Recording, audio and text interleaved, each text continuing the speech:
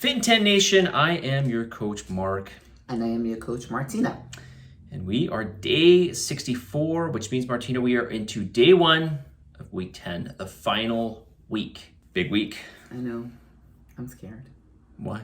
I'm not doing everything that I'm supposed to do. So Oh, I see what you're saying. I'm disappointed. I don't think you should be disappointed. I mean, you've made really good progress.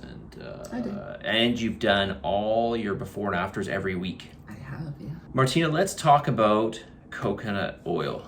So there's a couple things I want to say actually on coconut oil, but I saw this video the other day about somebody who had made some white rice, and they did a little experiment where they had a glucose monitor, and so they ate the white rice on its own. They just cooked it just plain. They monitored their blood glucose after eating it, and then they cooked the same rice in 2 tablespoons of coconut oil, and then they did their glucose, and of course, lo and behold, their blood sugar levels did not rise as rapidly. Oh, and okay. I was like, okay, well, there's really no surprise with that. Yep. As we've talked about in videos before, if you add fats and or proteins, probably more whole food proteins, and or fiber, whether it's soluble or insoluble, you're going to reduce the glycemic index of carbohydrates, which will lower, it's just going to mean that your blood sugar levels don't go up as high. Mm-hmm. So no surprise there, but you know, it seemed like it was advertised or it was put out there as though it was some sort of magical hack. Yeah. You know, so nothing magical about it. And I just want to say this, there's nothing magical about coconut oil as a special kind of fat that burns fat, because that's something that gets propagated or seen out many times. Now, I will say that coconut oil does have a slightly higher thermic effect. Yeah, because of short chain fatty acids, so it is different. Well, I think it's medium chain. But whatever, I know what you're saying. It's a shorter chain. It's a shorter chain. That's what I meant. Yeah, and it goes through a different digestive process than other fats. Yeah. So it's got a slightly higher energy cost for digestion. Yeah, but it's a good quality oil, you know, like we like to use it. I like the taste of it. There's some that are more neutral, but it's a valid oil, right? We will have it. Definitely on par with, like, you know, the avocados and the olive oils and everything. We use it. Yeah, and it's a saturated fat, which means it's more stable, which means in theory it should be less prone to oxidation, less carcinogenic, and so it's going to be a healthier oil in that regard. Now, most people say, "Oh, it's saturated," something you want to stay away from. I mean, that may be the case, although I don't know of any evidence for it. So in large amounts, anyway.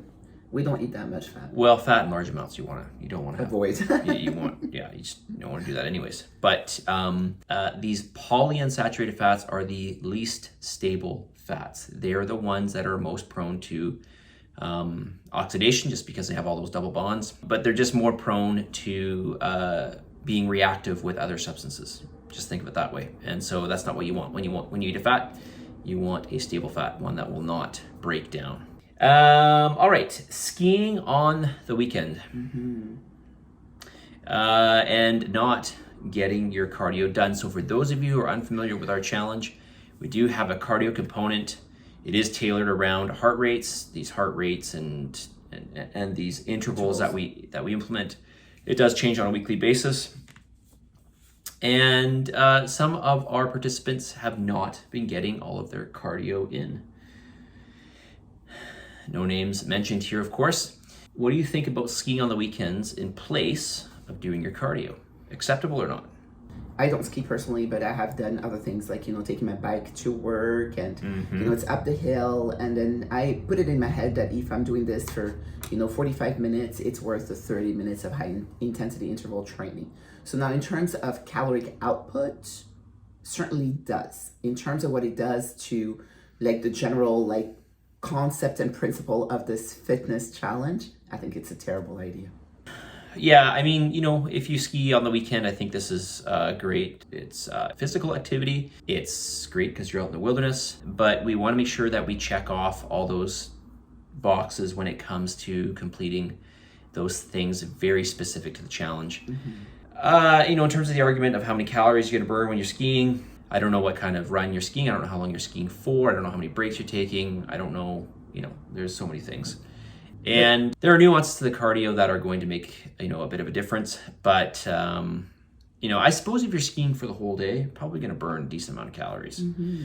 But I wouldn't look for things to put in place. I would just, think of skiing as an activity unto its own that you will do, and you should still extra. you should still do your cardio. Yeah. All right, Martina, how do we analyze food when we eat out? I mean, it's incredibly hard, and that's the reason why we always ask you to spend more time in the kitchen and less time in a restaurant. But sometimes you're going to a restaurant, and if you know ahead of time where you're going, never a bad idea to call the restaurant, check them out on Google, check out their foods, their nutrition labels, what they say about their own food and everything. So you have a great idea of what you're going to eat when you get there. So it's not unreasonable to enter, for example, let's say you go to Cactus Club, you have one of those salads, you go to their website, you're like, oh, what's going on? Take that, input it in your fitness log, and then consider this, part of your macro counting. Now, what is in that salad and what's in your fitness log are two different things. I've worked in kitchens. There is no such a thing as and that was what they call a garde-manger, which is exactly the person that does the salad. I have never seen a garde-manger before use a tablespoon and be like, hey, I'm gonna put you a tablespoon of oil. We have a container, we're like, spray that in there, you grab, it is just an estimation, definitely a guesstimation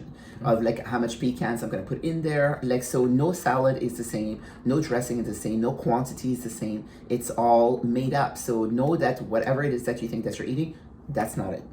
So that put aside, you can always make better choices. We talked about simplifying your foods is so much easier, right? Again, that salad has so many components that one can get wrong. So if I said to you, oh, you know what I'm going to have? So, sir, I'm going to have, your chicken breast. I'm going to have the tomato sauce that comes with the pasta. Hold the pasta or put the pasta on the side. I'm going to have the salad on the side, the dressing on the side, or I'm going to have the vegetables. Please hold the butter. Then I am more likely to get exactly what I'm supposed to have.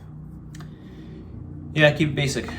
Just keep it basic. Yeah, the more sauces, the more things are in there, the more components, the greater chance of missing the whole thing. Piece of meat and a plain baked potato.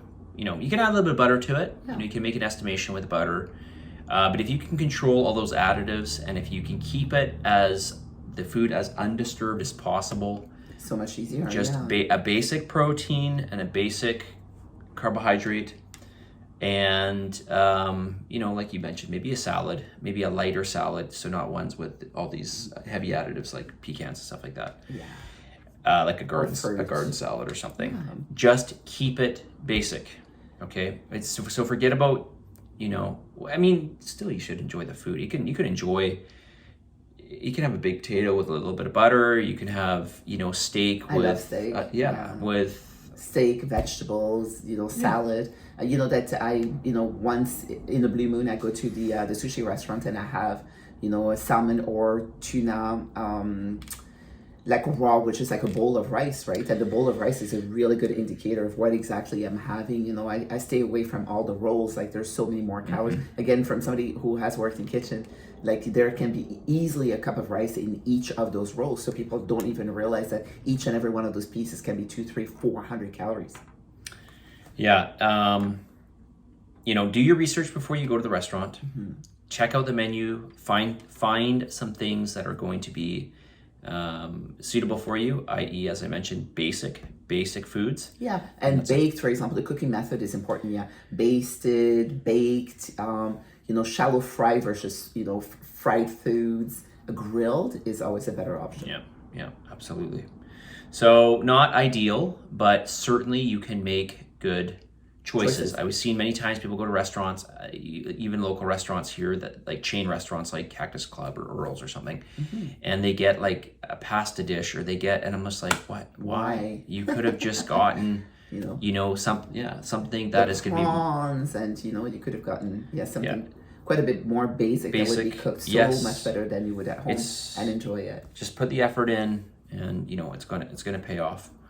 We have some clients that actually take their scale to the restaurant. I've never done that. It's out of embarrassment, but that's like the next. More than one client, believe it or not, that's taking their scale to the restaurant. So I love it. Yeah. All right, let's get the message of the day here. Yes, please. Being challenged is inevitable. Being defeated is optional. Being challenged is inevitable. Being defeated is optional. And for anybody out there who has dropped out of the challenge, it's never too late to start again, right? Absolutely. Just remember, whatever you're working towards, especially if it's something that you really want in life, something that's very challenging, you can expect that you're going to go through many times where you are going to think that you are not made or cut out for it, that you should just stop. What is the point? This is going to happen over and over again. This is the nature of what happens when you work towards something that is of any great value. Mm-hmm. So expect it, know it's going to happen, and keep forging ahead. Absolutely. Right? That's where growth happens. Yep. Positive energy, positive vibes, believe in yourself, for the love of God, give some gratitude, and we will talk to you very soon.